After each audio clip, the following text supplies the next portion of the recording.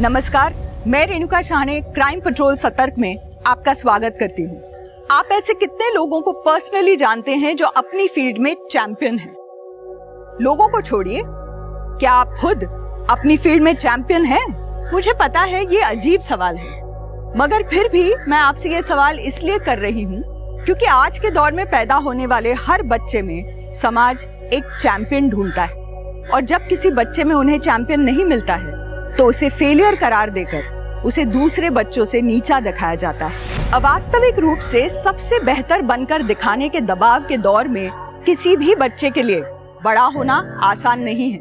हर वक्त बेहतर करने का दबाव बच्चों में इस कदर कूट कूट कर भर दिया जाता है कि अक्सर बच्चे उन रास्तों पर निकल पड़ते हैं जिनकी मंजिल अपराध होती है। कभी वे खुद अपराध करते हैं तो कभी अपराध का शिकार होते हैं। Good morning. Good morning, Mom. Good morning. Good morning. Good morning.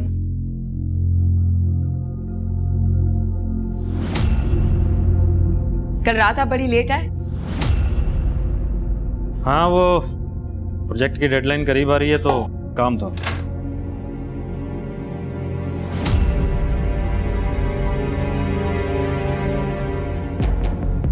Mom, कोई फैशन शो में जा रही हैं क्या? शिखा, तुम भूल गई? आज टीचर्स डे है। तो वहाँ ऐसे कपड़े पहनकर जाएंगी? ये कुछ ज्यादा ही रिवीलिंग नहीं है एक टीचर के लिए?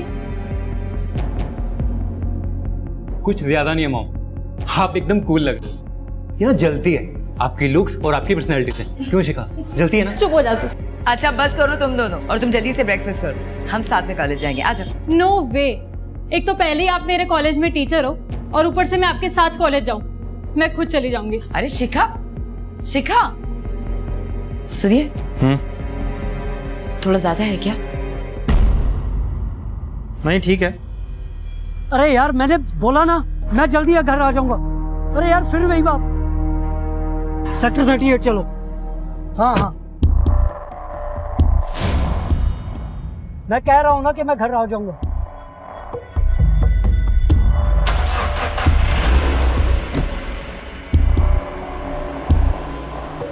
शाजिया, फिर से शुरू मत हो जाना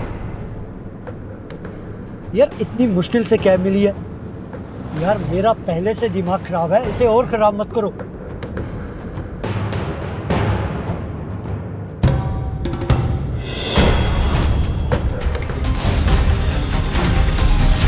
मेरे पास इतने पैसे कहाँ से आएंगे बबली, जो बार बार तेरे पति को देती रहूं? पापा की पेंशन आती है ना, उसमें से दो, वरना मैं कोर्ट में जाकर अपना हिस्सा लूंगी इस घर में।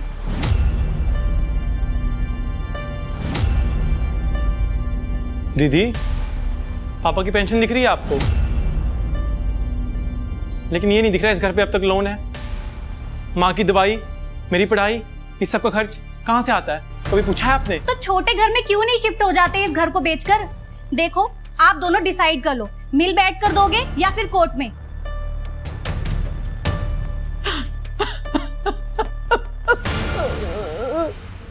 माँ, तुम क्यों रो रही हो?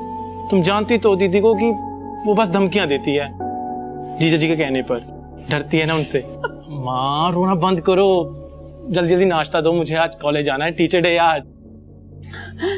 ऐसी बेटी भगवान किसी दुश्मन को भी ना दे।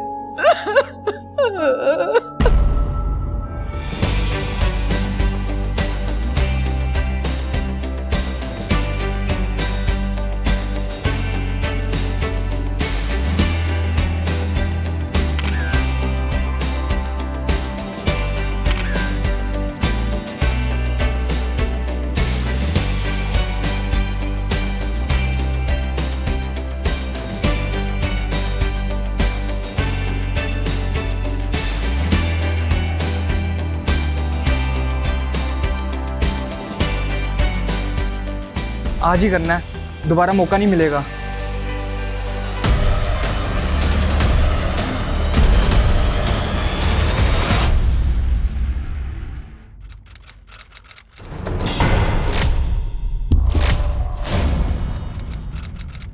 Hello everyone, good morning.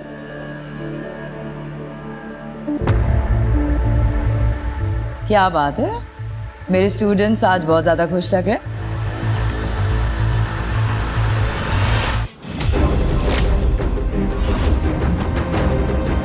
किसने किया ये? शर्म नहीं आती तुम लोगों को? अपनी घर की औरतों के बारे में भी यही सोचते हो तुम लोग? What is this?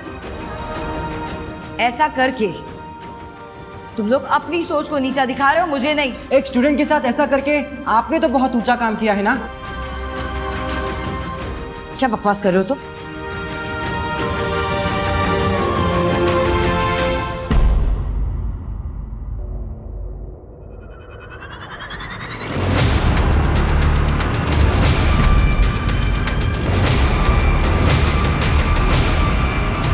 अब तो आप कहेंगी दीप्ति जी कि ये वीडियो फर्जी है, इसमें आपने कल वाले कपड़े ही पहने हुए हैं और क्लास में ये सब करती हैं आप। मैंने आपको खुद क्लास में जाते हुए देखा था। मेरी तबीयत खराब हो गई थी, इसलिए गई थी मैं क्लासरूम में। मैम, हम सब टीचर्स को मालूम था कि एक ना एक दिन यही सब कुछ होना है। दीप्ति मैडम की हरकतें ही ऐसी हैं। जबान संभाल कर बात कीजिए महेंद्र जी, हर चीज की एक हद होती है और मुझे आपसे अपने कैरेक्टर का सर्टिफिकेट लेने की जरूरत नहीं है कि मैंने क्या किया और क्या नहीं किया है। मैं आपसे रिक्वेस्ट करती हूँ, आप प्लीज एक बार तरंग से बात कीजिए। इस वीडियो की सच्चाई वही बता सकता है आपको। पूछती, जरूर पूछती। अगर वो कॉलेज आता तो। उसका फोन भी बंद आ रहा है और उसके माँ बाप भी फोन नहीं उठा रहे हैं।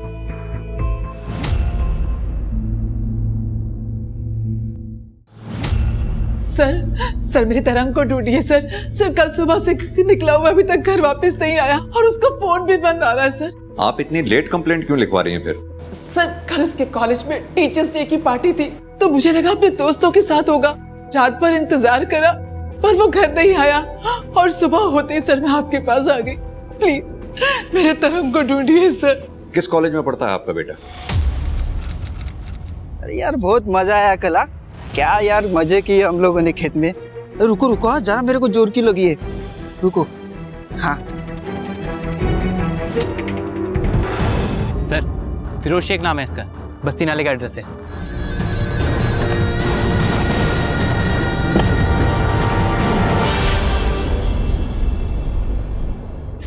ओके। अरे कैसे कैसे लोग आ गए हैं मोहल्ले में अपने बेटे की उम्र के लड़के के साथ ही। छी। Mom, don't be bother. लोगों का काम बोलना है। आप अंदर चलो। मॉम अंदर चलो आप। बेशर्मी तो देखो, मुंह काला हो गया पर तेवर नहीं गए। वाह जी वाह।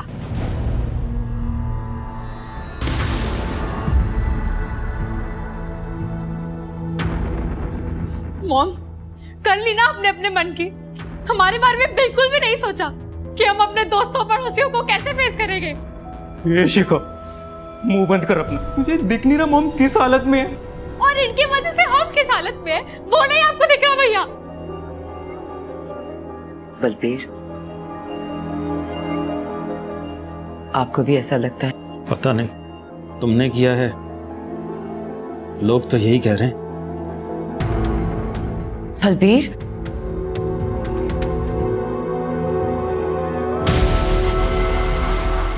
अब हमारे बच्चे तभी इस कॉलेज में आएंगे जब वो लड़का और वो टीचर इस कॉलेज से निकाले जाएंगे। उससे पहले नहीं आएंगे। अरे ये तो उसी की माँ है लड़के की। पकड़ो, लेके आ गई है। पकड़ो। पीछे हटिए, पीछे हटिए, पीछे हटिए। मारो। सुना नहीं आप लोगों ने? पीछे हटिए। पुलिस के सामने कानून अपने हाथ में लेंगे आप लोग। सर आप अपना फोन दीजिए। देखिए आप, देखिए मैम, आप देखिए। ये क्या है? ये सब क्या है? मुझे नहीं पता। कौन है ये टीचर? प्रिंसिपल साहिबा, क्या चल रहा है आपके कॉलेज में, कुछ बताएंगे आप? सर मुझे कुछ पता हो तो मैं बोलूं। इनका बेटा तरंग और वो टीचर दीप्ति कल टीचर्स डे के फंक्शन में दोनों एक साथ थे। तब उनके बीच में क्या हुआ, कैसे हुआ, ये सब मुझे कैसे पता होगा? और ये वीडियो, इसके बारे में मैंने दीप्ति से पूछा था और उसका कहना है कि इनके बेटे तरंग से पूछे।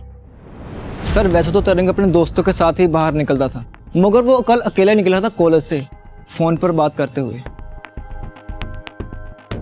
उसके दोस्त कौन थे?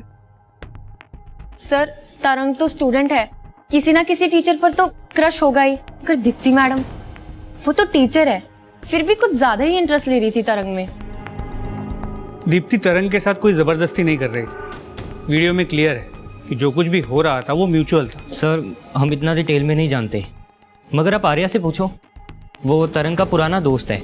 सर जब से तरंग ने संजना और विवेक की गैंग के साथ उठना बैठना शुरू किया तब से उसके पास मेरे लिए टाइम ही नहीं था, तो मुझे क्या पता उसके बारे में। तरंग ने कभी दीप्ति मैडम के बारे में कुछ बताया था कि उन दोनों के बीच कुछ चल रहा है या ऐसा कुछ? सर दीप्ति मैडम और तरंग दोनों बहुत क्लोज थे, ये बात तो सबको पता कॉलेज में। सर 40 साल की उम्र में 20 साल की लड़कियों जैसी हरकतें करती थी दीप्ति मैडम। हर मेल टीचर के साथ क्लोज होने की कोशिश करती थी। देखिए दीप्ति जी, ये वीडियो असली है या नकली, यही पता लगाने के लिए हमने वीडियो को लैब में भेजा है। लेकिन अब ये बात वीडियो तक नहीं रह गई। आपका स्टूडेंट तरंग कल से घर वापस नहीं लौटा है। अगर आपका तरंग के साथ किसी भी तरह का इन्वॉल्वमेंट है तो प्लीज हमें बताइए। कैसी बात कर रहे हैं सर? तरंग मेरा स्टूडेंट है, मेरे बेटे की उम्र का है। मैं ऐसा गंदा सोच भी नहीं सकती। तो कल कॉलेज की पार्टी में एग्जैक्टली क्या हुआ था वो बताइए। सर मेरी अचानक तबीयत खराब हो गई थी और मैं रेस्ट करने के लिए क्लासरूम चली गई।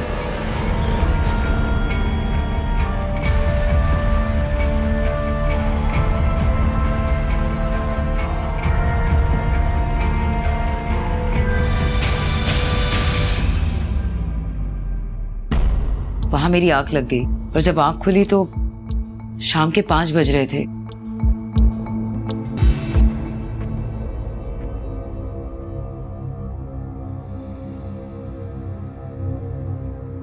मैंने अपने पति बलबीर को फोन किया पर उनका फोन नहीं लगा, तो मैंने अपनी बेटी शिखा को टेक्स्ट मैसेज किया और बस मैं कैब लेकर घर आ गई। शिखा बेटा, तुम्हारी मम्मा ने तुम्हें टेक्स्ट किया था? सर ये जरूर कोई साजिश है। मैं बस यही प्रार्थना करती हूँ कि तरंग जहां भी हो बस ठीक हो। पता नहीं करण ये दीप्ति कितना सच बोल रही है कितना झूठ, ये तो वीडियो की लैब रिपोर्ट आने के बाद ही पता चलेगा। लेकिन अगर वीडियो मॉप नहीं है तो ये बहुत सीरियस क्राइम होगा कि नाबालिग बच्चे के साथ उस टीचर का अफेयर होना। सर जब तक वीडियो की लैब रिपोर्ट नहीं आ जाती तब तक मैं दीप्ति की और भी इंफॉर्मेशन निकालने की कोशिश करता हूँ। ये तरंग को ढूंढने की कोशिश भी जारी रखो, खाली दीप्ति पे ही फोकस नहीं रख सकते हम। अगर दीप्ति की साजिश वाली बात में जरा सी भी सच्चाई है तो हो सकता है ये तरंग किसी भारी मुसीबत में हो। या अल्लाह, ये क्या हो गया? देखिए साजिया जी, आपके पति के साथ कोई लूटपाट नहीं हुई थी। उनके पैसे, उनका वॉलेट सब इंटैक्ट था। हमें लग रहा है कि आपके पति फिरोज के साथ किसी ने दुश्मनी निकाली है। उसकी दूसरी बीवी से पूछिए सर, उसी ने मरवाया है फिरोज को। दूसरी बीवी? फरजाना नाम है उसका, गोलघर के पास ही रहती है। फिरोज उसी के घर गया था, वहाँ से निकलने के बाद कैब पकड़ के अपने ऑफिस ही जा रहा था वो। मगर आपको इतना सब ये डिटेल में कैसे पता है? वो मेरे साथ फोन पर ही था सर, जब उसने कैब पकड़ी थी। वो गोलघर एरिया से?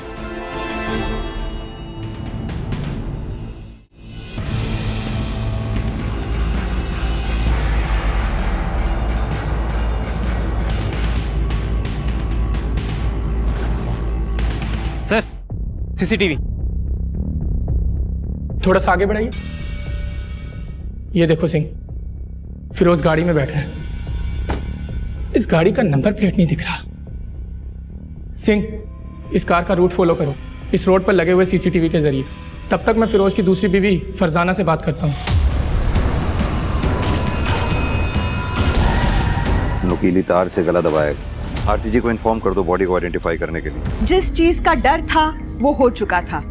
अभी तक तरंग के शर्म और डर की वजह से खुद से गायब हो जाने की संभावना से पुलिस इनकार नहीं कर रही थी, मगर तरंग की डेड बॉडी जिस बर्बर हालत में मिली थी उससे ये साफ हो गया था कि उसकी निर्मम हत्या की गई। और उससे भी बड़ी बात थी तरंग और फिरोज की हत्या का एक समान तरीका। या तरंग ने अपनी जान गंवाकर अपने से उम्र में काफी बड़ी टीचर दीप्ति के साथ संबंधों का हर्जाना भरा था। उस बदलन टीचर नहीं मारा मेरे तरंग को।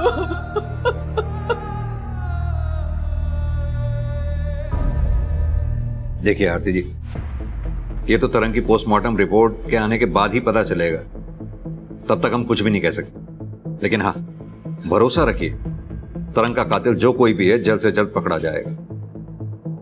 एक बात और आपसे पूछनी थी, तरंग को जिस बेरहमी से मारा गया उसे देखकर तो यही लग रहा है कि तरंग से किसी ने बहुत ज्यादा गुस्सा निकाला। ऐसा कौन हो सकता है जो तरंग पे अपना गुस्सा निकाले?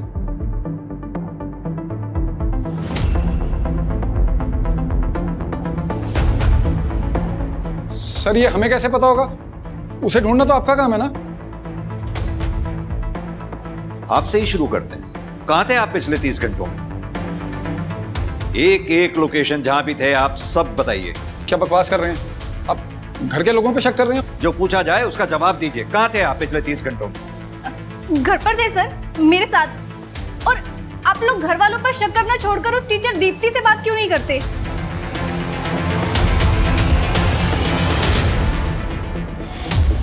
मैं कॉलेज नहीं जाऊंगी।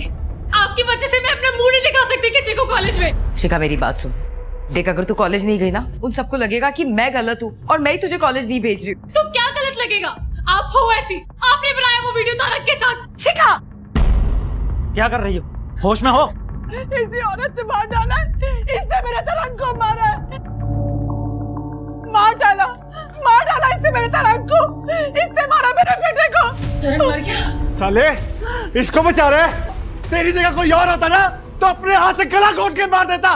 साला नामर्द। छू आजा आजा, देखता हूँ कितना बड़ा मर्द है तू। ए मैं तुझे जिंदा नहीं छोड़ूंगा। अरे छोड़ो पापा। छोड़। अरे बहुत गर्मी चढ़ गई तुम लोगों को जो कानून हाथ में ले रहे हो। तूने ही मारा ना मेरे बेटे को। इसकी भरपाई तुझे देनी पड़ेगी। देख लियो तू।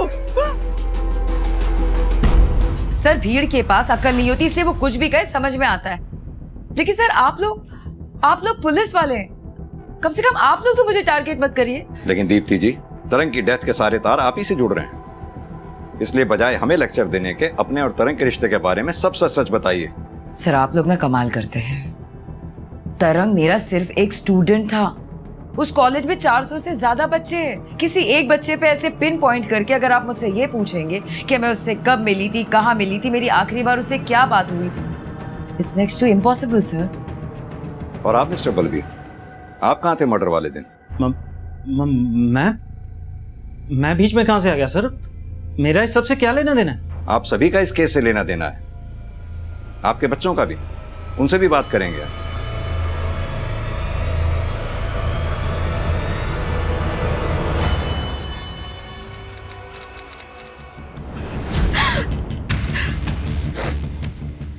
साहब, साजिया ने मरवाया फिरोज को, क्योंकि फिरोज ने मुझसे दूसरी शादी की थी।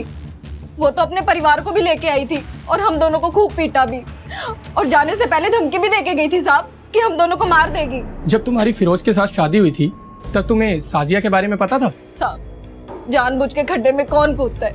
मुझे तो उस दिन पता चला जिस दिन वो तमाशा करने यहाँ आई थी। सर तरंग की पोस्टमार्टम रिपोर्ट के मुताबिक उसकी मौत शाम 5 से 7 बजे के बीच हुई है। यानी कि कॉलेज का फंक्शन खत्म होने के 2 से 4 घंटे के बाद? जी सर। और क्या पता चला इस तरंग के बारे में? सर तरंग के बारे में उसके मोहल्ले में और रिश्तेदारों से पूछताछ की तो पता चला ऐसे 2 लोग हैं जो लोग तरंग को बिल्कुल पसंद नहीं करते।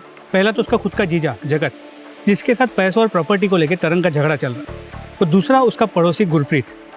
इन दोनों की मर्डर वाली शाम 5 से 7 बजे के बीच की मोबाइल की लोकेशन मंगवा ली है सर। गुड। साथ ही दीप्ति के फैमिली के सभी मेंबर्स की लोकेशन निकलवाओ, पता करवाओ कि तरंग के मर्डर के वक्त ये सभी लोग कहाँ थे।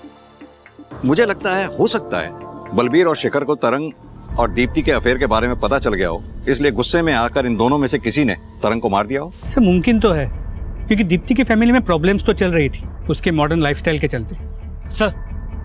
सर तरंग ने अपने फोन से लास्ट मैसेज अपने दोस्त आर्या को किया था और वो दोनों एक दूसरे से मिलने वाले थे किसी अर्जेंट काम को लेकर। लेकिन आर्या ने मुझे इस मैसेज या मीटिंग इसके बारे में कुछ भी नहीं बताया। करण, मुझे लगता है हमें इस आर्या से बात करनी चाहिए। सर मैंने आपको पहले ही बताया था कि तरंग के साथ अब मेरी ज़्यादा बातचीत नहीं है, इसलिए जब उसका मैसेज आया तो मैंने इग्नोर कर दिया था। लेकिन तुमने ये नहीं बताया था कि तरंग ने तुम्हें टेक्स्ट भी किया था। सर जब मेरी उससे कोई बात ही नहीं हुई तो मैं आप लोगों को क्या बताता। अच्छा आर्या, तुम तरंग के पुराने दोस्त थे, तरंग की किसी के साथ कोई दुश्मनी या फिर कोई टेंशन जिसके बारे में तुम बता सको हमें? नहीं सर, ऐसा तो कुछ नहीं है सर। ठीक है थैंक यू। ठीक है सर। सर दीप्ति और तरंग की वीडियो की फोरेंसिक रिपोर्ट आ गई, ओरिजिनल, और जिस नंबर से वो सर्कुलेट किया गया था उसका पता भी चल गया।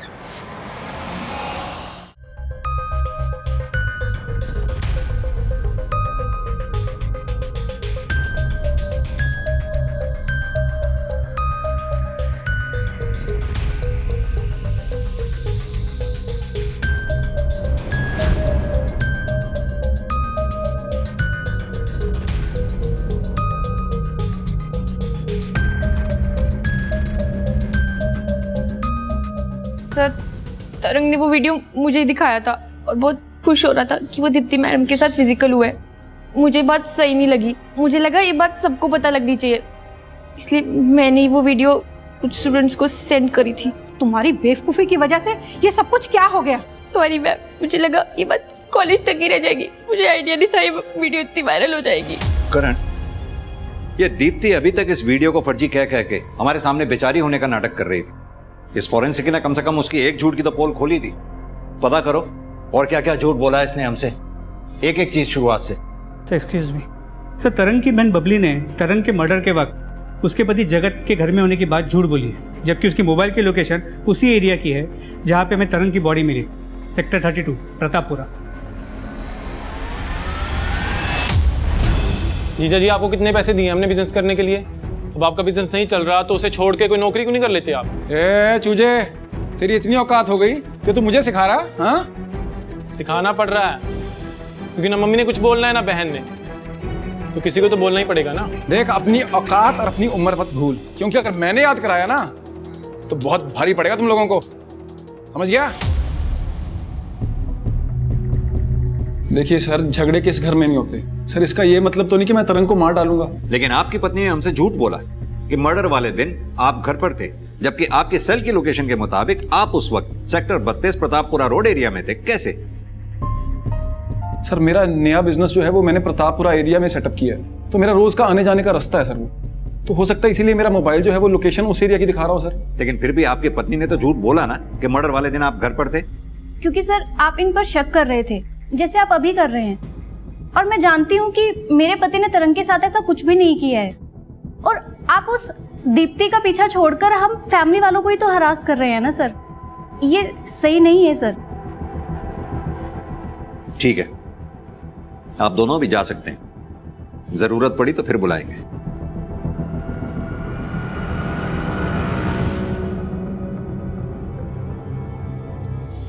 करण, इन दोनों की बात पर बिल्कुल भी भरोसा नहीं है। जो एक बार झूठ बोल सकता है वो बार बार भी झूठ बोल सकता है। नजर रखो इन पे। जी सर।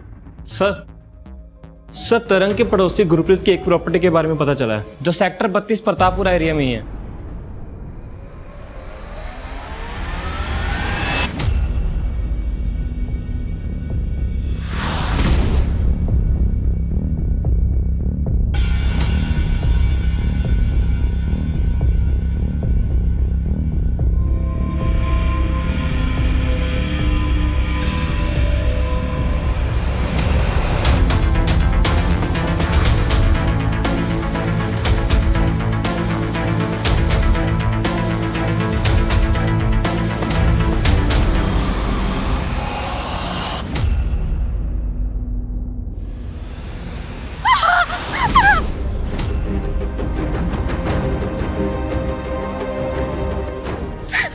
तेरी माँ तो बुढ़ापे में भी नहीं शर्म मारी।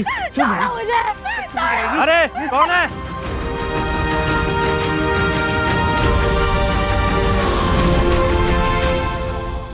अगर गलती मैंने की भी है तो मेरी गलती के लिए आपकी कंपनी वाले आपको जॉब से कैसे निकाल सकते हैं? कंपनी की इमेज का सवाल है, वो कुछ भी कर सकते हैं। और वैसे भी मैं थक गया हूं लड़ते लड़ते, अब और नहीं लड़ सकता।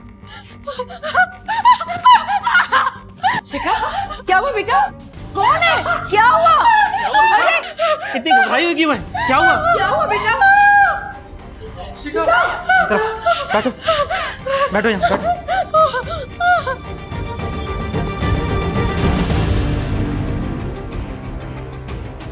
उस हरमन की इतनी हिम्मत, नीच, कमीना। तू चल मेरे साथ, हम पुलिस के पास जाएंगे, छोड़ेंगे नहीं उसे। तू चल। नहीं मॉम, पुलिस बाद में कुछ करेगी, पहले हम उस साले को ठीक करें। चलो पापा चल। कुछ नहीं करेंगे आप लोग, कुछ नहीं। पहले ही मैं इन सब तमाशों से तंग आ चुकी हूँ, अब और तमाशे नहीं चाहिए मुझे अपनी लाइफ में। प्लीज मुझे अकेला छोड़ दीजिए, आई वॉन्ट मेंटल पीस। शिखा, शिखा बेटा बात सुनो। शिखा,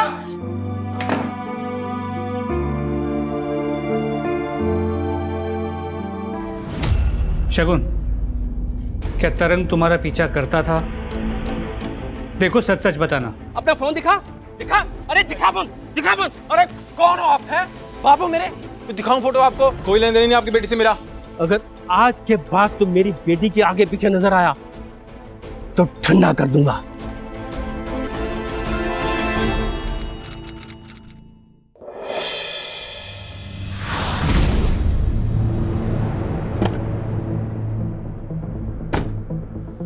सर इस कैब को गांव वालों ने यहाँ पर स्पॉट किया और हमें इन्फॉर्म किया। और ये देखिए सर, और सर इस कैब की नंबर प्लेट भी निकली हुई है और किलर को किसी ने आते जाते भी नहीं देखा। तुम ऐसा करो, फोरेंसिक को बुलाओ और उन इस ब्लड ग्रुप के सैंपल को मैच करवाओ फिरोज के ब्लड ग्रुप के साथ। जी सर। और इस कार का चेसी नंबर से पता लगवाओ कि इसका असली मालिक कौन है। और एक और बात, आसपास ढूंढो कुछ मिलता है या नहीं। सिंह, वो फिरोज की बीवियों का नाम क्या था? हाँ, साजिया और फरजाना, इन दोनों पर भी नज़र रखो और पता लगाओ कि इन दोनों के कॉन्टैक्ट में कोई भी ऐसा बंदा है जो इनके कहने पर फिरोज की हत्या कर सके। ठीक है सर।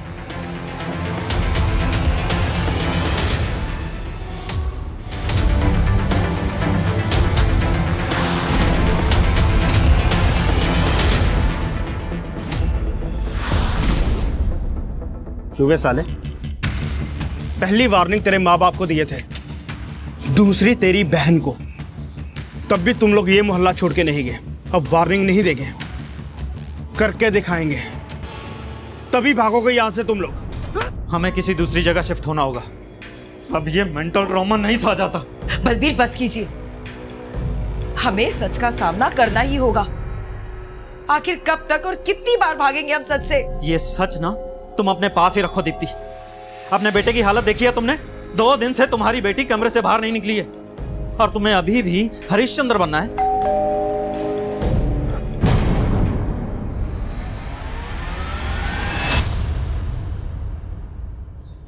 पुलिस। सर वो रीमा झूठ बोल रही है, मैं नहीं बल्कि वो खुद लेस्बियन है। सर उसने मेरे साथ फिजिकल होने की कोशिश की। और आपका स्टूडेंट कार्तिक? सर वो उसकी माँ को गलतफहमी हो गई थी, इससे बात का बतंगड़ बना दिया उन्होंने। चलिए एक बार को दीप्ति जी आपकी बात मान भी लेते हैं कि रीमा और कार्तिक को आपको लेकर गलतफहमी हो गई, लेकिन ये अजीब सी चीजें आपकी जिंदगी में बार बार होती हैं, ये समझ में नहीं आया। क्योंकि एक औरत होने के बावजूद भी मैं कोई भी काम करने से पहले 100 बार नहीं सोचती कि लोग क्या सोचेंगे। और शायद यही बात है जो लोगों को हजम नहीं होती, जैसे आप लोगों को हजम नहीं हो रही है, इसलिए बार बार मुझसे सवाल पूछने आ जाते हैं। सवाल तो हम पूछेंगे और पूछ भी रहे हैं, वो भी फैक्ट्स के बेसिस पर। जैसे कि आपका और तरंग का वीडियो मॉफ्ड नहीं है, जैसे कि आपका कहना था। क्या? परेशान मत होइए, फिलहाल हम किसी कंक्लूजन पर नहीं पहुंचे हैं, इसलिए हम आपसे वीडियो से रिलेटेड सवाल भी नहीं पूछ रहे थे, क्योंकि हमें मालूम था हम आपसे पूछेंगे और आप कहेंगे कि मुझे फंसाया जा रहा है। सर यही सच है सर, हमें फंसाया जा रहा है। अगर आपको फंसाया जा रहा होता तो आपके पति मर्डर वाले दिन सेक्टर 32 प्रतापपुरा रोड पर क्या कर रहे थे, वो भी शाम को 6 बजे, जिस वक्त तरंग का मर्डर हुआ? जरा पूछिए अपने पति से, क्या कर रहे थे ये उस दिन वहां पर? मैं बताता हूं आपको। चूंकि आपको पता चल गया था कि आपकी बीवी दीप्ति का अफेयर उनके स्टूडेंट तरंग के साथ है, इसलिए आपने तैश में आकर तरंग को मार डाला। नहीं सर मेरा तो ऑफिस आने जाने का रूट वही है सर। ये अजीब कोइंसिडेंस नहीं है? जिस वक्त आप ऑफिस से घर की तरफ आ रहे थे उसी वक्त तरंग का मर्डर भी वहां हो रहा था। सर ये गलत बात है, आप लोग हम लोगों पे गलत डाउट कर रहे हैं सर। सर मैं विक्टिम हूं सर, और आपके हिसाब से अगर ये वीडियो सही है तो मेरा रेप हुआ है, तरंग ने मेरा रेप किया है। दीप्ति जी आपको पता है आप कितने भारी शब्दों का इस्तेमाल कर रही हैं? तो और मैं क्या कहूँ सर, क्या कहूँ मैं? आप लोग मेरी बात ही सुनने को तैयार थे और मुझे क्रिमिनल बना बैठे। सर ये भी तो हो सकता है ना, उस पार्टी में किसी ने मेरे खाने पीने में कुछ मिलाया हो, शायद इसीलिए मेरी तबीयत खराब हो गई हो। अब आप एक नया एंगल क्रिएट कर रही हैं खुद को बचाने के लिए। क्योंकि मैं विक्टिम हूँ सर, मेरी फैमिली विक्टिम है। मेरे पति को जॉब से निकाल दिया, मेरे बच्चों पे हमला हो रहा है। हमला? कौन कर रहा है आपके बच्चों पर हमला?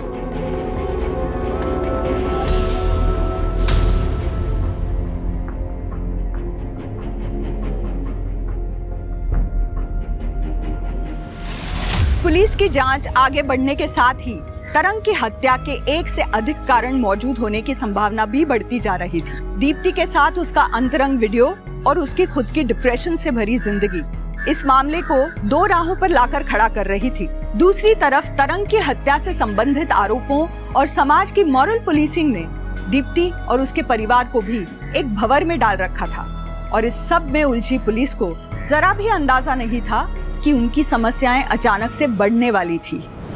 शिखा, बेटा शिखा, दरवाजा खोलो। दरवाजा खोलो बेटा। शिखा, पीछे हटो, पीछे हटो तुम।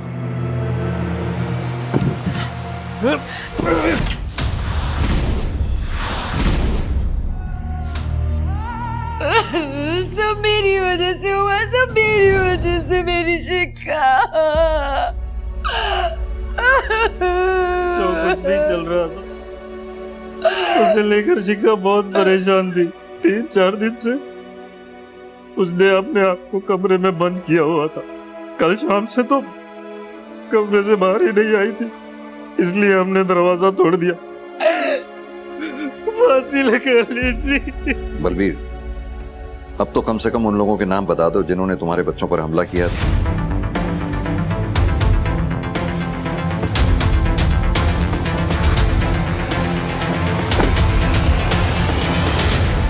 तो शिखा की पोस्टमार्टम रिपोर्ट से कंफर्म हुआ है कि उसने सुसाइड किया। हमने हरमन और अजीत के अगेंस्ट मॉलेस्टेशन, हैरेसमेंट और अबेटमेंट टू सुसाइड का केस फाइल कर दिया है।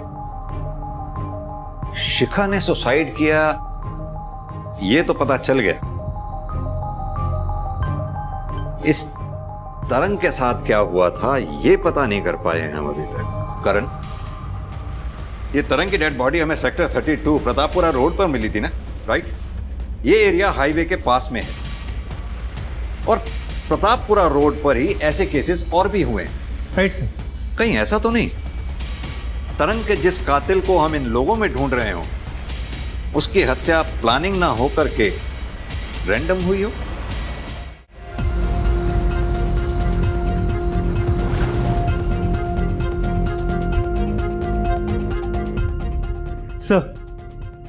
सर, प्रतापपुरा रोड के पास हाईवे का जो 40 किलोमीटर का स्ट्रेच है उसमें पिछले 3 साल में 4000 केसेस हुए। 4000 केसेस? करण, मेरी गट फीलिंग कह रही है कि तरंग का केस इन 4000 केसेस के साथ कहीं ना कहीं कनेक्टेड जरूर है। लग जाओ काम पर, जब तक कोई कनेक्शन नहीं मिलता कोई भी पुलिस वाला अपने घर नहीं जाएगा, समझे? सर,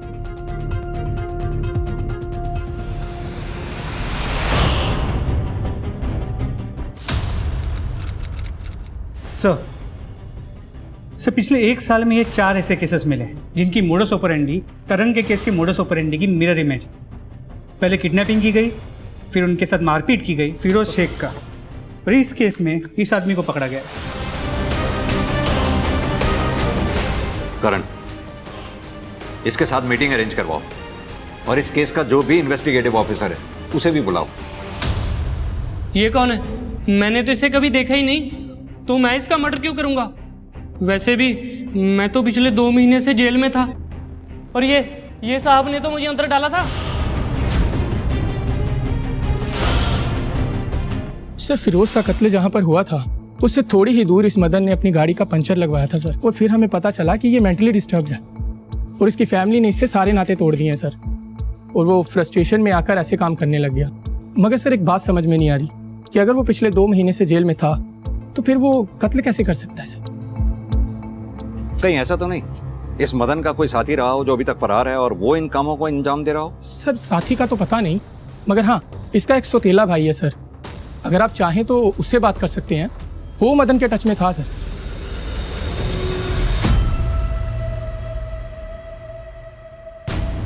सर, मेरे बाप ने भले ही मेरी माँ से शादी की, मगर मदन भैया को घर से निकालकर उनके साथ तो गलत ही किया था, जिसकी वजह से वो मेंटली डिस्टर्ब भी हो गए थे और इस बात का दुख भी था मुझे,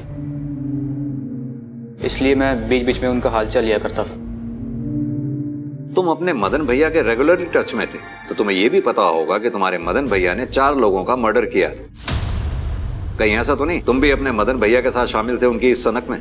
सर, कैसी बातें कर रहे हैं आप? मदन भैया का जुल्म साबित नहीं हुआ तो आप मुझे दोषी ठहरा रहे हैं, क्योंकि असली कातिल तो आप पकड़ ही नहीं पा रहे हैं।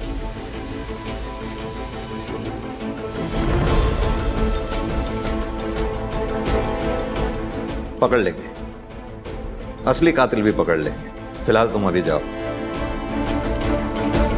कुछ ज्यादा स्मार्ट नहीं है ये। इस स्मार्ट बॉय का भी चिट्ठा निकालो। सर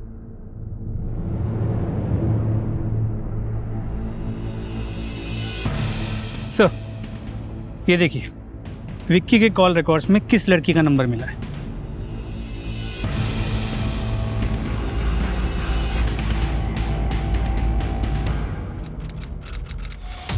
सब मुझको फट्टू समझते हैं ना कि मैं कुछ नहीं कर सकता। मैं खुद को प्रूव करके दिखाऊंगा कि मैं कुछ भी कर सकता हूँ। तुम बस मुझको देर बताओ, मैं करके दिखाऊंगा।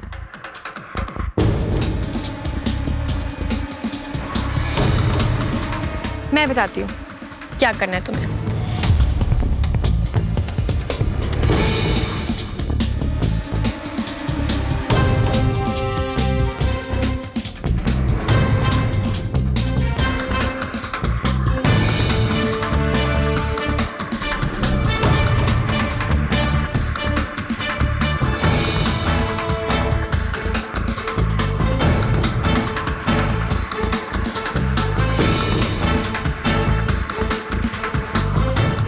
अरे तुम यहाँ ऐसे क्यों खड़े हो? ना कुछ खा रहे हो ना कुछ पी रहे हो। ये लो। मैंने पी लिया है। अरे तो मेरे कहने से एक और पी लो। लो। मैम। हाँ आप भी लीजिए ना मेरे कहने से। अरे लेकिन ये प्लीज हैव इट। ओके चल।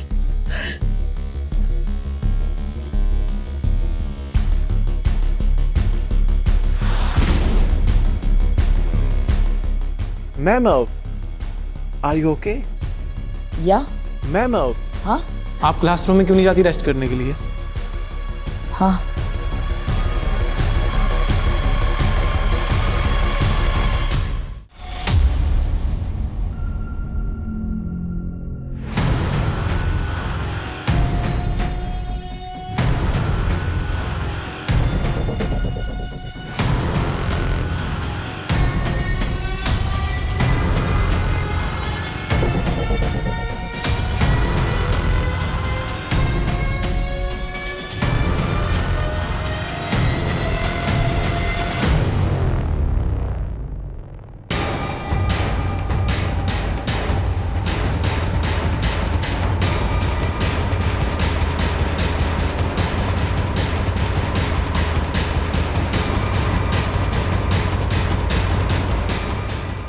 दिमाग खराब है? ये क्या वीडियो क्यों बना रही है? प्रूफ चाहिए ना विक्की को दिखाने के लिए।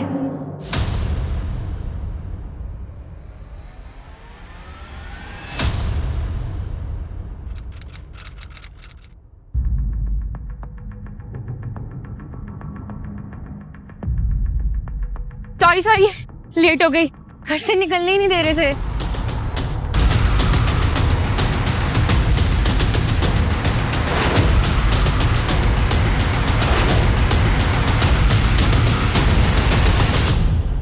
तुम्हें पता संजना, तुमसे मिलने के लिए मैं कितना परेशान था। मुझे तो लगा तुम आओगे नहीं। विक्की मुझे डर लग रहा है, अगर पुलिस को हमारे बारे में पता चल गया तो। नहीं चलेगा पता, ट्रस्ट मी। चले?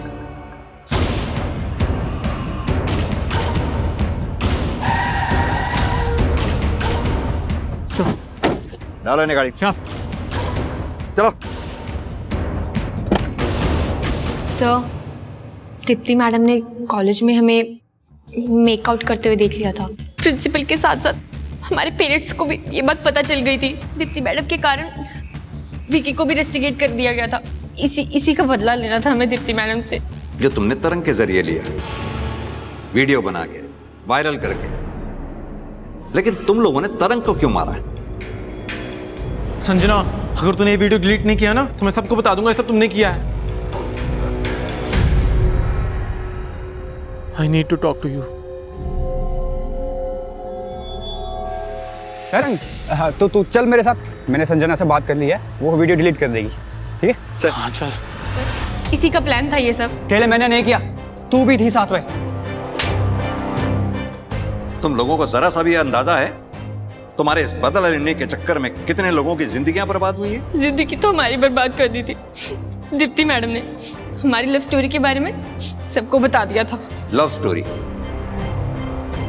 जेल जाने का डर दिखा तो एक दूसरे पर ब्लेम डालने लगे। ये है लव स्टोरी।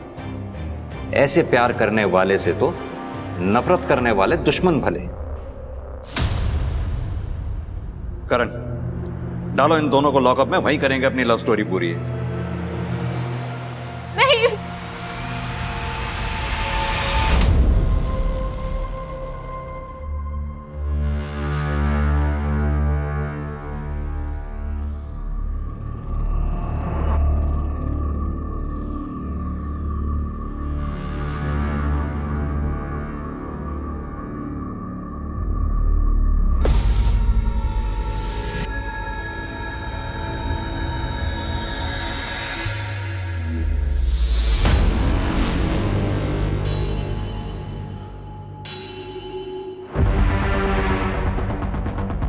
ज़मीन से आसमां तक उड़ने से हमें कोई नहीं रोक सकता।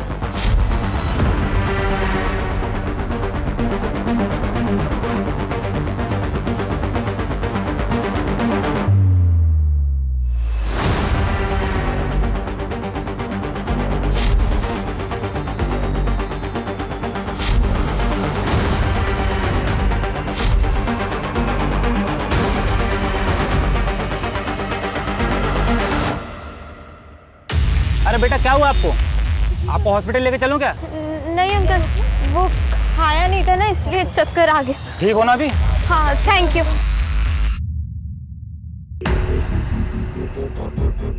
सिर्फ कैश रखो अपने पास, बाकी एटीएम आईडी वगैरह सब फेंक दो। ऐसी कोई भी चीज अपने पास मत रखना जिससे पुलिस हम तक पहुंच सके।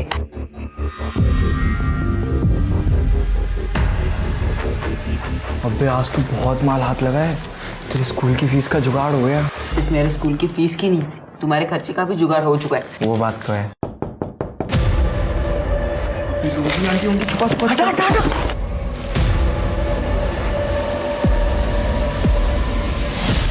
बच्चा पार्टी, इट्स टी टाइम, और टी के साथ केक भी।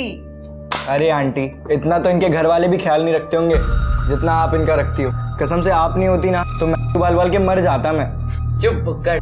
आंटी अब पूरे दिन हम लोग के लिए खाना बनाती रहती है, इतना मत परेशान हुआ कीजिए अब हम लोग के लिए। चुप चुप चुप चुप चुप। मुझे तुम लोग सब बताओ, एक मदर अपने बच्चों को खाना बना के खिलाने में कभी टायर्ड होती है क्या? नहीं ना। और तुम लोग और क्या खाओगे? हाँ क्या क्या क्या क्या? समोसे। मैंने बनाए समोसे, अभी लेके आती हूँ। ले पकड़। हाँ। मेरा शेयर? हाँ हाँ, तुम्हारे शेयर्स तो सबसे बड़े होने चाहिए, आखिर तुम हमारे बिजनेस मॉडल की सेल्स गर्ल हो। हाँ वो तो है। ये ले। पता है मुझे क्या चाहिए? बहुत रिस्क है उसमें। चुप रहे। रिस्क तो चोरी में भी है, फिर भी कर रहे हैं ना। बहुत ज्यादा रिस्क है उसमें। रिस्क कितना भी बड़ा हो, हम अभी 18 के नीचे हैं। पकड़े भी गए तो जुवेनाइल होम में तो जाएंगे। जुवेनाइल होम मतलब वही ना, बाल सुधार गृह? हाँ बाल सुधार गृह। देख अभी तुम लोग की चॉइस है, अपनी पूरी जिंदगी ऐसी छोटी मोटी चोरियां करनी है या अपनी जिंदगी शान से जीनी है। जमीन से आसमां तक उड़ने से हमें कोई नहीं रोक सकता।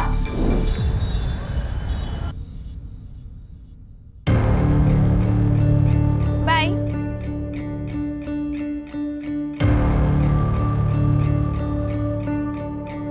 अवनी, कौन था वो लड़का?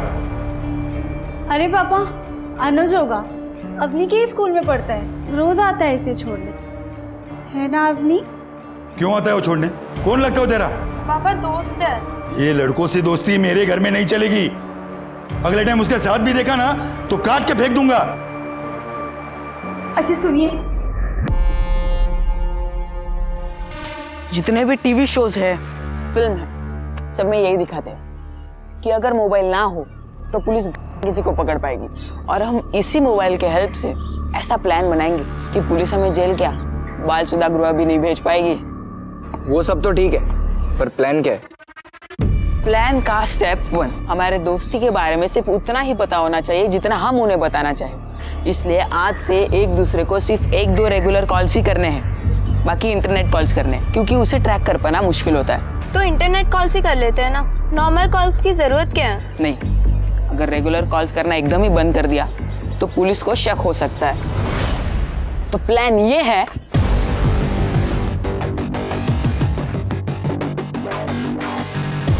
तो मैं रोजी आंटी को बोल के कल ही घर पे वाईफाई लगवा लेता हूँ। और मैं बाकी सामान का इंतजाम कर लूँगा। और मैं बाकी सबको मॉनिटर करूंगी। जमीन से आसमां तक उड़ने से हमें कोई नहीं रोक सकता।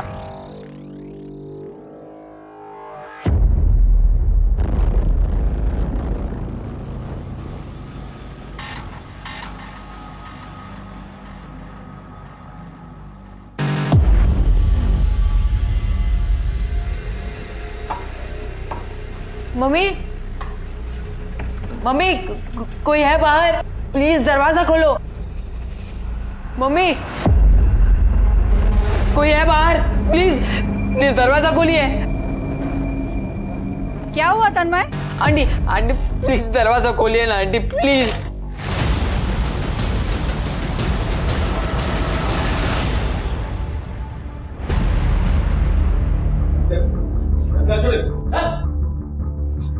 सर, घर में तो सब एज इट इज है और कोई सामान वामान भी बिखरा नहीं है। मुझे लगता है कि सुमन अपनी मर्जी से ही भाग गई।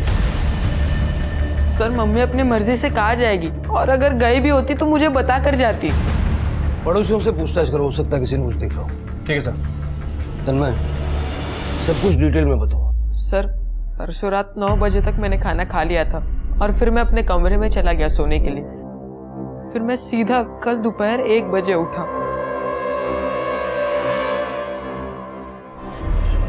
मम्मी, मम्मी, मम्मी कहाँ चली गई?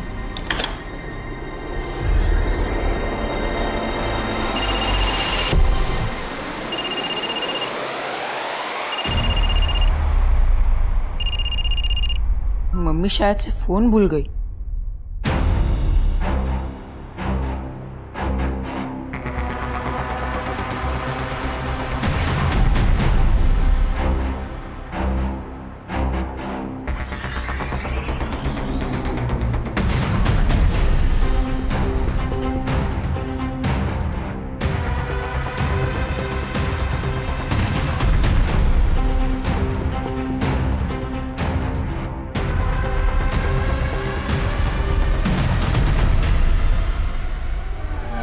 परसों रात 9 बजे से कल दोपहर 1 बजे तक और कल शाम 5 बजे से आज सुबह 7 बजे तक 30 घंटे सोए हो तुम हमेशा इतनी ज्यादा नींद लेते हो क्या? नहीं सर, मैं तो 6-7 घंटे में उठ जाता हूँ, पर पता नहीं कल इतनी नींद कहाँ से आई। परसों रात को खाने में क्या खाया? सर, जो मम्मी ने बनाया था वही।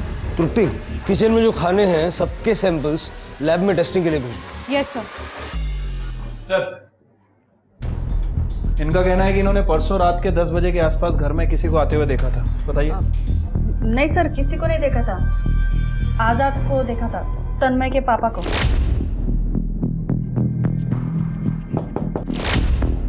आजाद अंकल मेरे पापा नहीं है।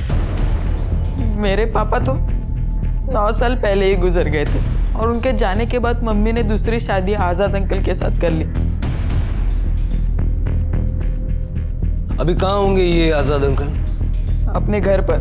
अपने घर पर मतलब कोई और घर है उनका? आजाद अंकल अपनी पहले बीवी उषा आंटी और उनके बच्चे के साथ रहते हैं जीके रोड पर, और वो तो यहाँ पे 2-3 दिनों में सिर्फ 1-2 घंटे के लिए आते हैं। और परसों रात वो कब है मुझे नहीं पता। मैंने उनको कॉल करने की कोशिश की थी पर उनका फोन बंद आ रहा था। देखिए उषा जी, सिर्फ आपका पति आजाद ही नहीं बल्कि सुमन भी पिछले 2 दिन से गायब है। हाँ तो मैं क्या करूं? आजाद ने मुझे और मेरे बच्चों को धोखा दिया है उस सुमन से शादी करके, और आप ऐसे उम्मीद कर रहे हैं कि मैं उन दोनों के लिए रो? जाइए आप यहाँ से, आजाद नहीं है यहाँ पे। देखिए, आपके पति ने आपके रहते हुए सुमन से दूसरी शादी की है। आपने अभी तक उसकी पुलिस कंप्लेंट नहीं की, क्यों? कानून तोड़ा था ना उसने, अब आपको पता भी चल गया, तो जाइए कीजिए उसके ऊपर कार्रवाई, दिलाइए उसे सजा। जब बुलाएंगे तब आ जाऊंगी उसके खिलाफ गवाही देने। प्लीज आप अभी जाइए यहाँ से।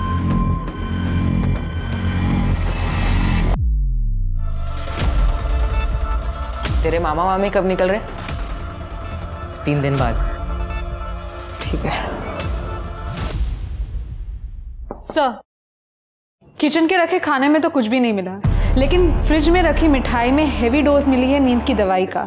और सर, पड़ोसियों का भी कहना है कि फैमिली में काफी लड़ाई झगड़े होते थे। आजाद का अपनी बीवी सुमन के साथ बिल्कुल नहीं पटता था। आजाद काफी हॉट हेडेड था। सर, सिर्फ सुमन ही नहीं, आजाद की अपनी दूसरी बीवी उषा के साथ भी बिल्कुल नहीं बनती थी। उषा ने आज़ाद के बारे में बात करने से भी मना कर दिया।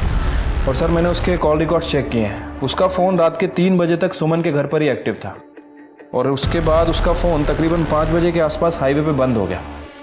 वैसे मैंने हाईवे पुलिस को अलर्ट कर दिया है, वो लोग उसकी कार को ट्रेस करने की कोशिश कर रहे हैं। तन्मय को थाने बुलाओ और जिस पॉइंट पे आज़ाद का फ़ोन स्विच ऑफ हुआ था वहाँ जाके चेक करो। ठीक है सर।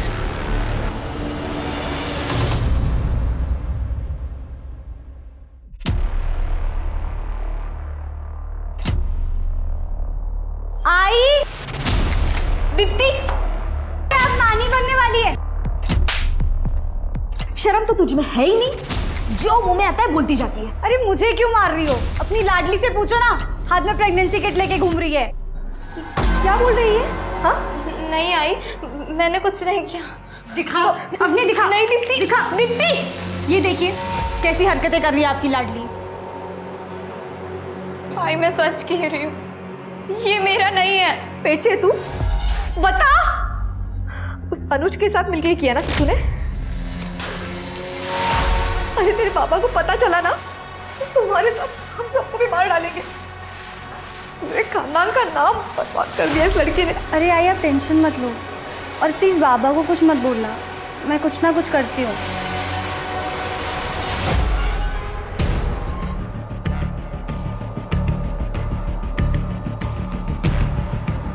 इन दोनों को कभी इस एरिया में देखा है? सर इन दोनों को तो नहीं देखा, लेकिन सुबह सुबह 2 दिन पहले यहीं पर ये सफ़ेद रंग की सेम ऐसे ही गाड़ी देखी थी।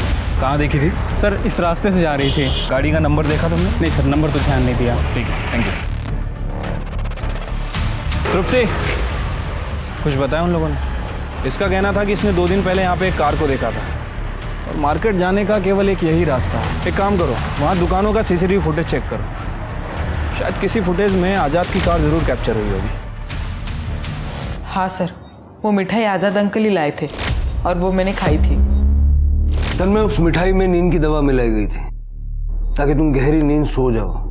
इसके 2 ही मतलब हो सकते, या तो तुम्हारी मम्मी अपनी मर्जी से आज़ाद अंकल के साथ कहीं चली गई है या फिर आज़ाद अंकल ने उनको किडनैप कर लिया। अगर तुम ऐसा कुछ भी जानते हो जो तुम हमें नहीं बता रहे हो तो यही वक्त है बता दो, क्योंकि जितना जल्दी तुम सच बताओगे उतना जल्दी हम तुम्हारी मम्मी को ढूंढ पाएंगे। आज़ाद अंकल मुझे बहुत मारते थे। तन्मय, तुम घर जाओ, जैसे कुछ पता चलेगा हम तुम्हें बताएंगे। और चिंता मत करना, तुम्हारी मम्मी को हम ढूंढ निकालेंगे। जाओ, संभाल के जाना।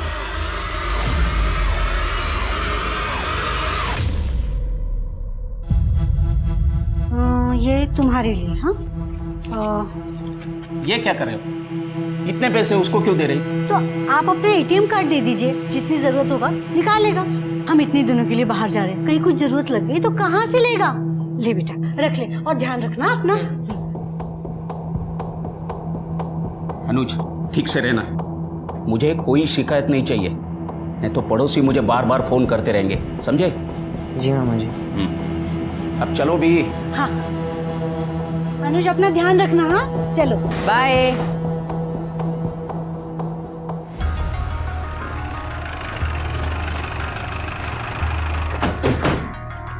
रोजी आंटी ने तुम लोग को निकलते तो नहीं देखा रूम से?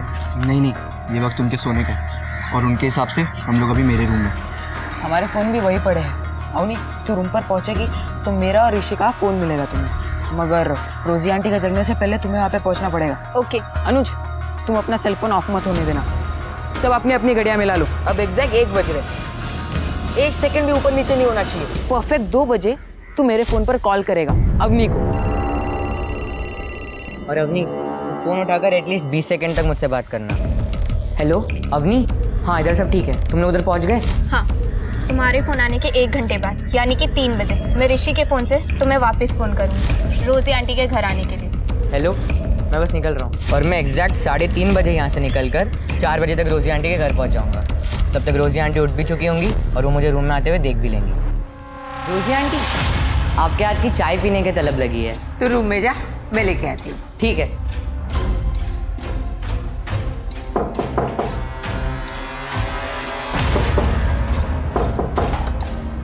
Hi aunty. Hi. Thank you. Welcome my child. और गाइस, सेल फोन लोकेशन और कॉल्स बिल्कुल भी ऊपर नीचे नहीं होनी चाहिए किसी भी कीमत पर। और अगर हमने ऐसा बिना किसी फॉल्ट के कर लिया तो पुलिस हम तक पहुंच ही नहीं पाएगी। और इनकेस अगर पुलिस हम तक पहुंची तो रोजी आंटी है ना, हमारी आई विटनेस, वो कह देंगे कि हम उनके ही घर पर थे। तो फिर तुम दोनों निकलो, वरना मामा मम्मी दूर निकल जाएंगे। जमीन से आसमां तक उड़ने से हमें कोई नहीं रोक सकता।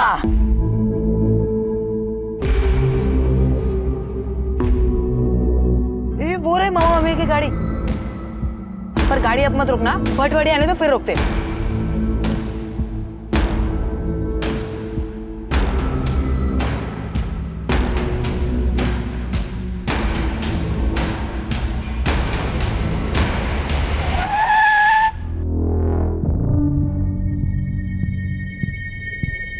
नमस्कार मामा। नमस्कार नमस्कार। तुम दोनों कहाँ जा रहे हो? अरे मामा वो बगल में एक रिश्तेदार की जमीन थी, बिकवाने आए थे, एक पार्टी थी पर बात ही नहीं बनी। मामा आप भी प्रॉपर्टी का काम करते हो ना, एक बार देखिए ना, और अगर कोई पार्टी हुई तो बताइएगा जरूर। नहीं अभी तो मैं तुम्हारे मामी। बहुत शानदार प्रॉपर्टी है, बस 10 मिनट लगेंगे। अरे लेकिन मैं तुम्हारे मामी के साथ शिरडी जा रहा हूँ अभी। बस 10 मिनट मामा प्लीज। क्या करे? चलो।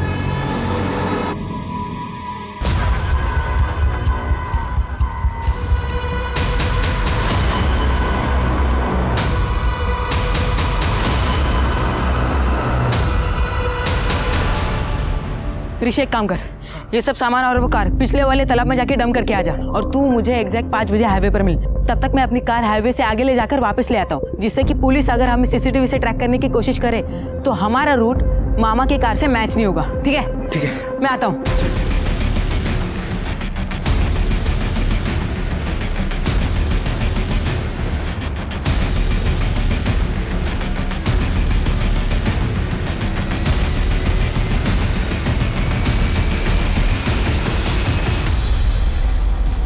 एक प्रॉब्लम हो गई, मामा की कार नहीं डंप हो पाई। मैं गया था, वहां पे कुछ लेबर्स आ गए, अगर मैं तब जाता तो वो पहचान लेते यार। यार ये तो इशू हो गया यार। तो क्या करना है, चलना है वापस? अब 5 बजे, अगर इस वक्त कार को डंप करने के चक्कर में पड़ गए ना तो फिर तेरे रूम पर टाइम से नहीं पहुंच पाएंगे, और ये रिस्क हम नहीं ले सकते।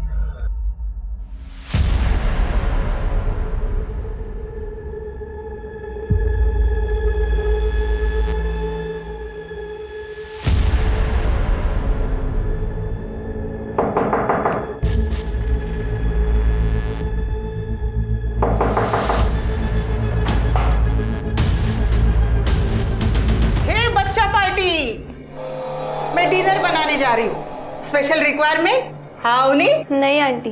हे तन्मय, तू यही डिनर करके जाएगा? नहीं आंटी, मैं घर जाके बना लूंगा।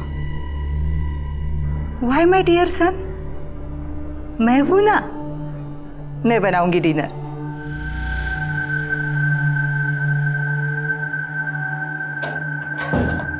सब कॉल वॉल तो हमने कर लिया, पर तुम लोग गाड़ी नहीं डंप कर पाए।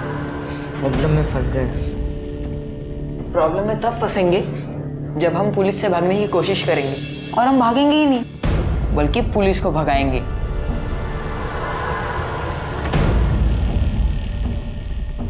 अरे बोला ना नहीं फंसेंगे, फिर भी मुंह लटका रखा है दोनों ने।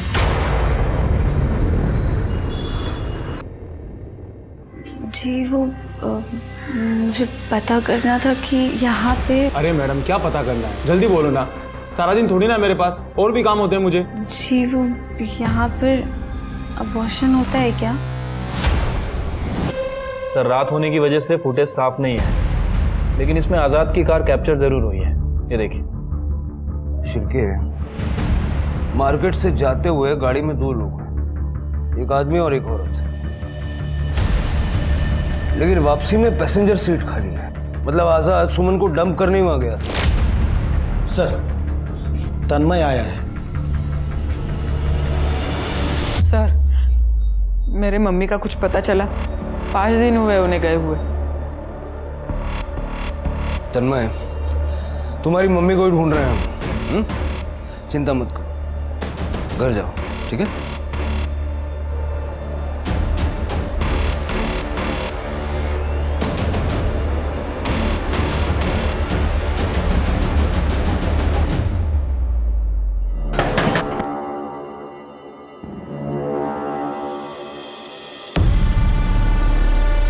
बैठिए, मैं खाना लगाती हूँ। ठीक है।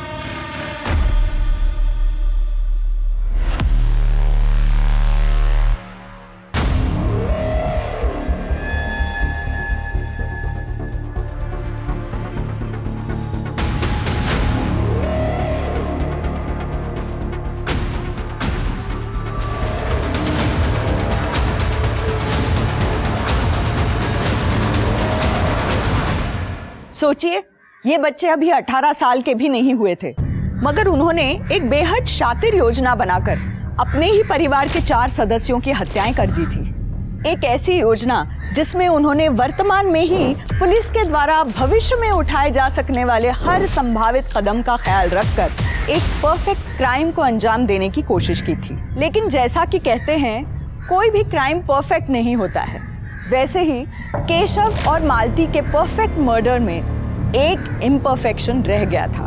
वो थी केशव की कार, जिसे तन्मय और ऋषि ठिकाने नहीं लगा पाए थे। सर, केशव और मालती की पीएम रिपोर्ट के हिसाब से दोनों की मौत 11 तारीख को हुई है, यानी कि 7 दिन पहले, जिस दिन वो अपने घर से निकले थे। मतलब केशव और मालती को पूरी प्लानिंग करके भटवाड़ी ले जाके मारा गया। लेकिन एक बात समझ में नहीं आई सर के, अगर केशव को मारने की प्लानिंग इतनी तगड़ी की थी तो उसकी गाड़ी वहां क्यों छोड़ दी? क्योंकि अगर वो गाड़ी वहां नहीं होती तो कभी किसी को पता ही नहीं चलता कि वहां लाशें दफनाई हैं। सर, अनुज। सर, केशव मामा प्रॉपर्टी का काम करते थे। मम्मी पापा की डेथ के बाद से मामा मामी के साथ ही रहता था। बेटा, तुम्हारे मामा मामी भटवाड़ी में क्या कर रहे थे? सर, मामा मामी तो शिरडी के लिए निकले थे। वहाँ भटवाड़ी में क्या कर रहे थे मुझे नहीं पता। पिछले हफ्ते निकले थे घर से वो शिरडी जाने के लिए। जब इतने दिनों में तुम्हारी उनसे कोई बात नहीं हुई, फिक्र नहीं हुई तुम्हें? सर, मामी 10,000 रुपये दे के गई थी, तो मैं समझ गया था कि लंबा टूर होगा, इसलिए मुझे कुछ और नहीं लगा जब मामा मामी ने कॉल नहीं किया। बेटा, लेकिन अब अपने घर वालों से हम 2-4 दिन में एक बार बात तो करते हैं ना। तुमने एक भी फोन नहीं किया? क्या बताऊं सर आपको, मामा से मेरी इतनी बातचीत होती नहीं थी कि मैं उन्हें फ़ोन करूं, और मामी तो फ़ोन ही नहीं रखती थी। किसी से कोई दुश्मनी थी उनकी? जहाँ तक मुझे पता है सर, मामा मामी की किसी से दुश्मनी नहीं थी। चल, आजकल की जनरेशन बहुत बेफिक्री हो गई है। इतने दिनों में एक बार भी बात नहीं की उसने अपने घर वालों से। जरा इस लड़की की डिटेल्स भी निकालो, मुझे इसकी बातें हजम नहीं हो रही। यार, वो पुलिस वाले थाने में बिठाकर सवाल पूछ रहे थे। अरे तो इतने जल्दी पैनिक क्यों कर रहा है? अकेले हमारा केस थोड़ी ना है पुलिस वालों के पास। 75 केस होंगे थाने में, और 1-2 और आ जाएंगे, और फिर वो अपने केस के बारे में भूल ही जाएंगे। अच्छा, तुम लोग मेरा काम करने वाले हो कि नहीं करने? करेंगे, लेकिन थोड़ा रुक कर। और मेरा काम? भाई, तेरा काम तो सबसे पहले करेंगे। क्यों अनुज? रोजी आंटी को उनके ही गार्डन में दफनाने के लिए कितना वक्त लगेगा? 1 घंटा, 2 घंटा? देख, दफनाने को तो 20 मिनट में दफना देंगे, मगर ऋषि तू सोच ले, घटिया ही सही, लेकिन टाइम टू टाइम चाय तो पिलाती है। अरे और केक भी खिलाती है। अबे, एक बार बुढ़िया की प्रॉपर्टी हाथ लग जाना, फिर माँ कसम ऐसा होटल खोलूंगा ना, फिर तुम लोग पीते रहना, चाय कॉफी जूस जो पीना है तुम लोग को। भाई, अनुज के पास तो उसके मामा का बिजनेस है करने को, और अवनी तो शादी वादी करके अपने पति के साथ चली जाएगी। बच्चा अब मैं, मेरे पास तो कुछ है ही नहीं करने को। ए ऋषि, तू मुझे अपना पार्टनर बनाएगा क्या अपने होटल पर? दोनों भाई मिलकर काम करेंगे। अरे वो सब तो ठीक है, लेकिन ये अपनी कहीं शादी के बाद अपने पति को बोल ना दे, सालों बाद भी डाल देते हैं पुलिस वाले जेल में।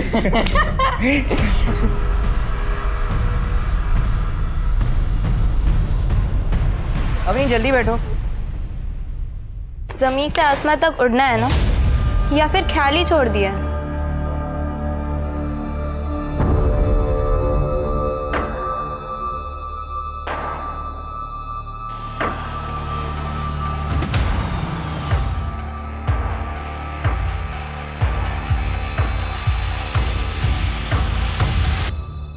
Are you sure?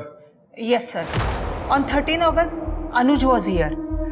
उसका दोस्त ऋषि मेरे पास रेंट पे रहता है, वो उससे ही मिलने आया था। आपके हाथ की चाय पीने की तलब लगी है। तू रूम में जा, मैं लेके आती हूँ। ठीक है सर, केशव और मालती के मर्डर वाले दिन अनुज यहाँ शिवाजी नगर में अपने दोस्त ऋषि के घर था। ऋषि के मकान मालिक ने कंफर्म किया है सर। ठीक है सर, एक लड़की की लाश मिली है।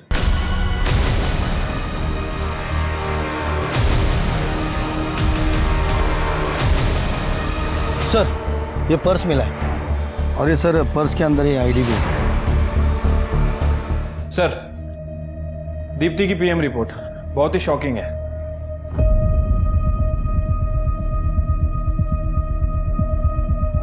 मिस्टर विश्वास, आप चाहे कुछ भी कहें, लेकिन हमारे पास दीप्ति की पोस्टमार्टम रिपोर्ट आई है और उसमें ये लिखा हुआ है कि 10 दिन पहले दीप्ति ने अबॉर्शन करवाया था।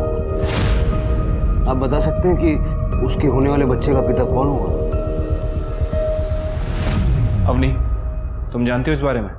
मैं दीप्ति के प्रेगनेंसी के बारे में तो कुछ नहीं जानती, मगर उसके कॉलेज में एक लड़का था, रजत, वो शायद उसका बॉयफ्रेंड था।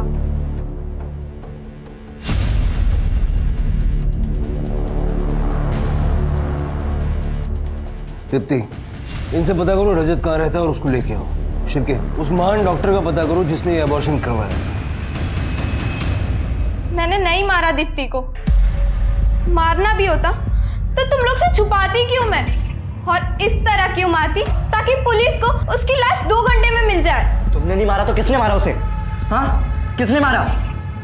मैंने मारा दीप्ति को। क्यों? अवनी के पीछे पड़ी हुई थी वो, और मैं नहीं देख पा रहा था तुम्हें सफर करते हुए। अरे तुम लोग फालतू में टेंशन मत लो, पुलिस हमारे पीछे नहीं आएगी। वो दीप्ति के बॉयफ्रेंड के पीछे पड़ी हुई है। और जब उसका बॉयफ्रेंड बोलेगा कि उसने नहीं मारा दीप्ति को, तो पुलिस ढूंढना बंद कर देगी क्या? 2 घंटे पुलिस स्टेशन में बैठेगी ना, सब बक दोगी। अबे ढंग से बात कर अवनी से, बोला ना उसकी कोई गलती नहीं है, मैंने मारा दीप्ति को। ओए प्यार में अंधे, इस सबनी ने एक भी खून नहीं किया है। खून मैंने, तूने और तन्मय ने किया है। बेटा याद रख, मैं और तन्मय 17 साल के हैं, एक साल में बाहर आ जाएंगे जेल लाइन होम से, लेकिन तू 16 साल का है, 2 मर्डर किया है, 2 साल के लिए अंदर रहेगा। समझ आ रही है बात?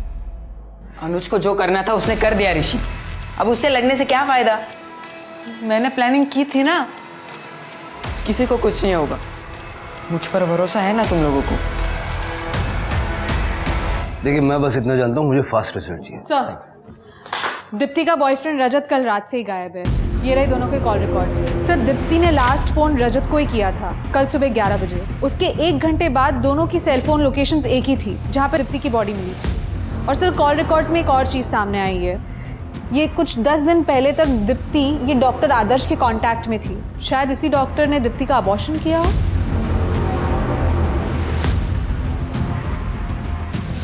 इन्हें तो जानते हैं ना। शिरके, डॉक्टर साहब पे कार्रवाई की तैयारी करो, और डॉक्टर साहब आप जेल जाने की तैयारी कीजिए। नाबालिग लड़कियों के अबॉर्शन के जुर्म में अपना क्लिनिक, प्रैक्टिस, ये सब भूल जाइए आप। अरे सर, मुझे कैसे पता चलेगा कि ये बालिग है या नाबालिग है? सर, ये लड़की इस लड़के को लेकर आई थी मेरे क्लिनिक पर सर, और सर्टिफिकेट के साथ आई थी सर। दीप्ति, तुम बालिग हो ना? सर, ये कैसा सवाल है? ये है ना दीप्ति के सर्टिफिकेट। और सर, ये मैरिज सर्टिफिकेट। सर, सर्टिफिकेट तो मेरे क्लिनिक पर है। अब मेरे पास फोटो है सर, ये आप देख लीजिए सर। मैंने कुछ नहीं किया सर, जो भी कुछ किया इन दोनों ने मिलकर फ्रॉड किया सर।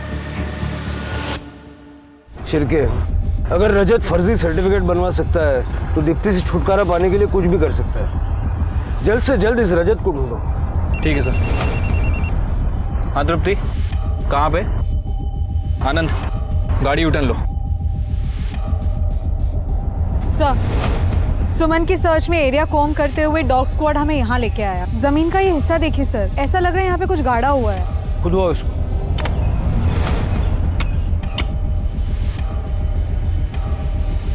एक मिनट रुक जाओ।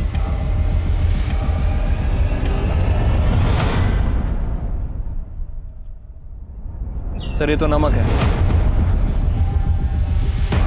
जरा और खोदो।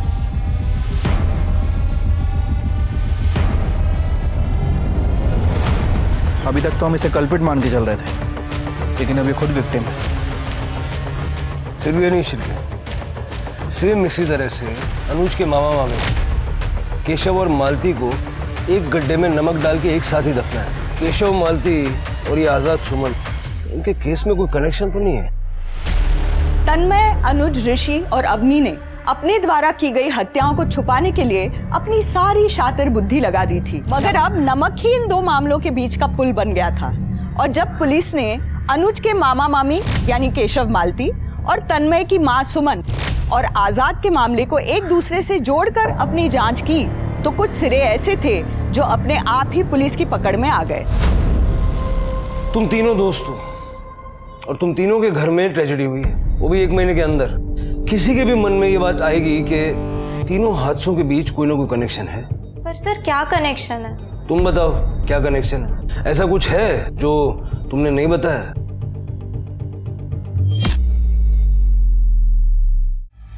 तन्मय और अनुज, क्या बात है? सर, अवनी की बहन दीप्ति के बारे में तो कुछ नहीं पता, लेकिन मम्मी ने कुछ पैसे इकट्ठे किए थे एक छोटी ज़मीन खरीदने के लिए, इसलिए मैंने उन्हें केशव मामा से मिलवाया था। हाँ सर, मामा आंटी की हेल्प कर रहे थे वो प्रॉपर्टी खरीदने में। लेकिन सर, मेरी बहन दीप्ति ना तो कभी तन्मय की मम्मी से और ना ही कभी अनुज के मामा मामी से मिली है, तो फिर उसका मर्डर किसने किया और क्यों किया? भाई देख, ओए, इससे पहले कि पुलिस हम तक पहुंचे, रोजी आंटी के लॉकर में जितने पैसे उन सबको लेके यहाँ से भाग जाते हैं, प्लीज। एक बार भागे ना तो जिंदगी भर भागते रह जाएंगे। अरे तू सही तो कह रही है अवनी, और वैसे भी हम लोग जुवेनाइल है, 18 साल से कम उम्र है हमारी, तो ना ही पुलिस हमें मार सकती है और ना ही हमें जेल में रख सकती है, तो जस्ट जेल। सर, मैंने केशव के ऑफिस में इंक्वायरी की है। केशव सुमन को जमीन खरीदने में मदद कर रहा था और केशव ने सुमन को बहुत सारी प्रॉपर्टी दिखाई भी थी। कोई प्रॉपर्टी विवाद वगैरह में है क्या? नहीं सर, ऐसा तो कुछ सामने नहीं आया है। सर, मैंने इस केस से रिलेटेड सभी लोगों के कॉल रिकॉर्ड्स चेक किए, कुछ भी सस्पिशियस नहीं मिला। सुमन और आजाद के गायब होने वाली रात तन्मय की लोकेशन अपने घर की थी, जबकि अनुज और अवनी अपने घर में, और मालती और केशव के मर्डर वाले दिन तीनों अनुज, अवनी और तन्मय अपने दोस्त ऋषि के घर में थे, शिवाजी नगर में। और दीप्ति के मर्डर वाले दिन की लोकेशन? सर, सबकी सेम ही है। इनफैक्ट मैंने दीप्ति के पेरेंट्स की भी लोकेशन चेक की। दीप्ति के फादर उसके ऑफिस में थे और माँ उसके घर पे थी, और सर इनके फ़ोन पे भी लगातार कॉल्स आ रहे थे। मतलब ये भी नहीं कह सकते कि इनमें से कोई भी अपना फ़ोन घर पे छोड़ के गया था। जब सब कुछ क्लियर है तो हमसे क्या छूट रहा है, खासकर दीप्ति के मर्डर केस में? दीप्ति को मारने का तरीका औरों से अलग क्यों? सर, लॉयर देशपांडे साहब वाले आपको मिलना चाहते हैं। ये क्या बकवास है?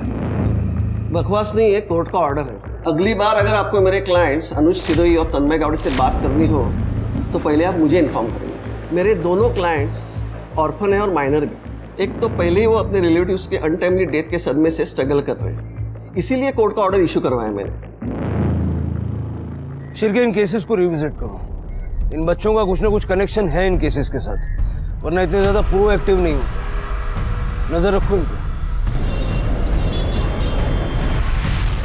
सर, भटवाड़ी के खंडर की तरफ जाने वाले रास्ते पे कहीं भी सीसीटीवी नहीं है, लेकिन सर उस रास्ते से लगभग 1 किलोमीटर दूर 2 सीसीटीवी कैमरे हैं और उन दोनों का बीच का डिस्टेंस लगभग 1 किलोमीटर है। ये पहले कैमरे की फुटेज है सर, ये देखिए। और 2 घंटे बाद ये दूसरे कैमरे का फुटेज देखिए सर। इसमें केशव की कार गायब हो गई, लेकिन वो दूसरी कार पास हुई है। 1 किलोमीटर का डिस्टेंस कवर करने में इस गाड़ी को 2 घंटे लग गए।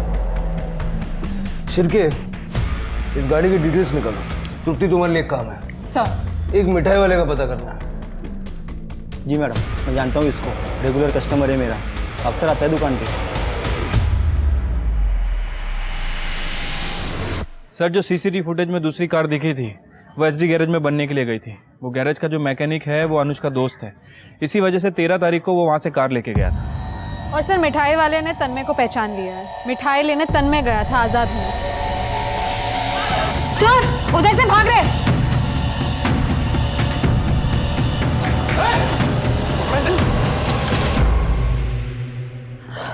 आप ठीक तो है ना? मैं इन बच्चों को बहुत प्यार करती थी, फिर मुझे क्यों मारना चाहते थे? वो आपके पैसे लूट के आपको मारने वाले थे। क्या पैसे? के लिए। अब खेल खत्म हो चुका है तुम लोगों का। सब कुछ चुपचाप बता दो, क्यों किया, कैसे किया। सर आजाद मुझे मारता था। क्या सोचते हो तुम लोग? ये टीवी और फिल्मों में जो आता है वो देख के तुमने इतनी बड़ी प्लानिंग कर ली? क्या सोचा कभी पुलिस तुम्हें पकड़ नहीं पाएगी? इस देश के कानून के हिसाब से तुम लोग जुएनाइल हो। ये अफसोस की बात है, क्योंकि तुम्हें फांसी की सजा नहीं हो सकती, जबकि होनी चाहिए उससे भी बड़ी। अवनी, क्या मिला दीप्ति को मारकर? जीना हराम कर दिया था उसने मेरा। दिन रात बस चिक चिक चिक चिक करती रहती थी, और आई बाबा भी बस उसी की बातें सुनते थे, इसलिए मार डाला। तो उसको मारने का तरीका अलग क्यों? हमें गुमराह करने के लिए? नहीं, दीप्ति को अभी मारने का कोई प्लान नहीं था हमारा, लेकिन अनुज ने ही जल्दी कर दी। सर मैंने नहीं मारा दीप्ति को, मैंने तो खाली अवनी की नज़र में अपनी गुडविल बढ़ाने के लिए वो मर्डर का क्रेडिट लिया था, ताकि उसे लगे मैं उसके लिए कुछ भी कर सकता हूँ। सर हमने रजत को अरेस्ट कर लिया है उसके दोस्त के घर से। दीप्ति की प्रेगनेंसी तो अबॉर्ट करवाई दी थी, मारा क्यों उसे? सर मैंने नहीं मारा दीप्ति को, और ये फर्जी सर्टिफिकेट का आइडिया भी मेरा नहीं था सर। किसका आइडिया था? जी जी सर, रजत और दीप्ति मेरे पास आए थे अबॉर्शन के लिए। यहाँ पे अबॉर्शन होता है क्या? मैंने उनसे 20,000 रुपये लेके दीप्ति के फर्जी सर्टिफिकेट बनवा दिए, जिससे डॉक्टर साहब को धोखा खा गए और उन्होंने दीप्ति का अबॉर्शन कर दिया। मारा क्यों उसे? नहीं नहीं सर, मैंने नहीं मारा उसे, लेकिन मुझे पूरा अंदाजा है कि किसने मारा है। किसने? जी सर, मैंने मारा सर। फेक सर्टिफिकेट उस लड़की ने बनवाए, इलीगल अबॉर्शन कराया, और जब अबॉर्शन कर दिया सर, उसने कहा कि मैं पुलिस में रिपोर्ट लिखवा दूंगी, तुम नाबालिग बच्चों के इलीगल अबॉर्शन करते हो। मैं 2 लाख रुपया पहले ही दे चुका था उसको। कब तक ब्लैकमेल होता रहा सर? दीप्ति तुम्हें ब्लैकमेल नहीं कर रही थी? दीप्ति मुझे ब्लैकमेल नहीं करी थी। मतलब कर दे। सर ये देखिए, वो लड़की दीप्ति अपना ओरिजिनल बर्थ सर्टिफिकेट देके गई है और धमकी दे रही थी कि अगर आपने उसे पैसे नहीं दिए तो पुलिस में बोल देगी। दीप्ति को तो आइडिया भी नहीं था कि तुम्हारा ये कंपाउंडर तुम्हें ब्लैकमेल कर रहा है। डॉक्टर इसलिए बने थे, लोगों को जिंदगी देने के लिए, या इस तरह इलीगल अबॉर्शन करके जिंदगियां छीनने के लिए?